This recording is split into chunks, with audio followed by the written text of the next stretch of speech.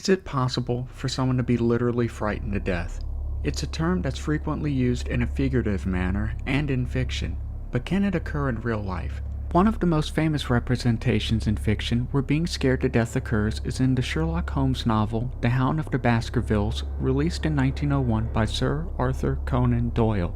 The murder victim featured in the novel was a superstitious old man who, upon seeing a spectral dog that supposedly haunted his family line, died of pure fear. Being scared to death also occurs in cartoons where it's frequently used as a gag for comedic effect. That said, there have been cases in real life where people have died of powerful and overwhelming fear in a critical situation. How does this happen and why? Sudden death by fear was first officially documented by Harvard physiologist Walter B. Cannon in a scientific report in 1942. Cannon detailed instances of healthy young men in South America, Africa, Australia, and New Zealand who interacted with supposed cursed objects either purposely or inadvertently. In other cases, these men were verbally cursed by an individual who claimed to be a practitioner of black magic. Despite having no previous life-threatening symptoms or conditions, these men died under mysterious circumstances very suddenly.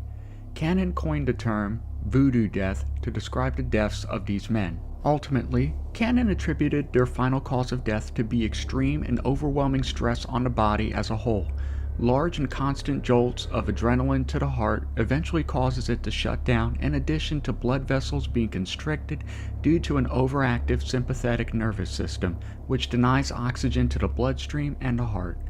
The sympathetic nervous system, or SNS, is often called the fight-or-flight system because it prepares the body to either fight or run from danger.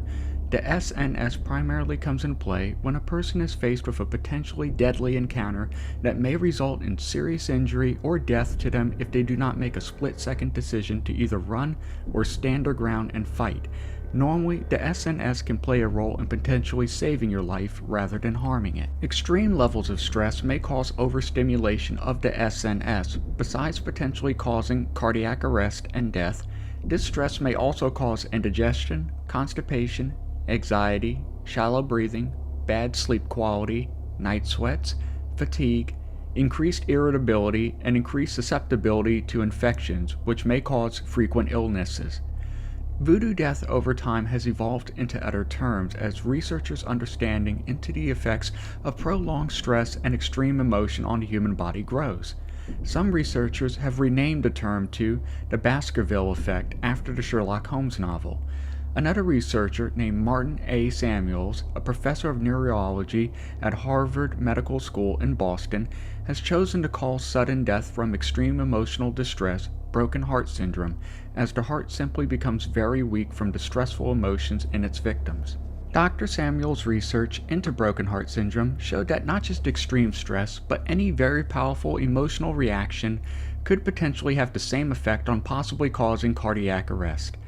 A person experiencing uncontrolled excitement and happiness from seeing a long-lost relative might be more than they can take.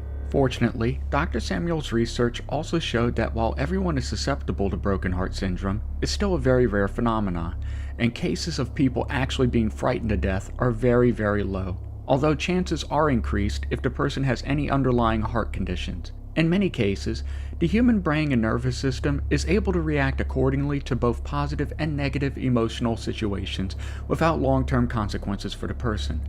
With Halloween just around the corner, a bit of fun and scares might just be what the doctor ordered. Just don't take it too far. Take care of yourselves, and I will see you next time on Horrors, Freaks, and Creeps.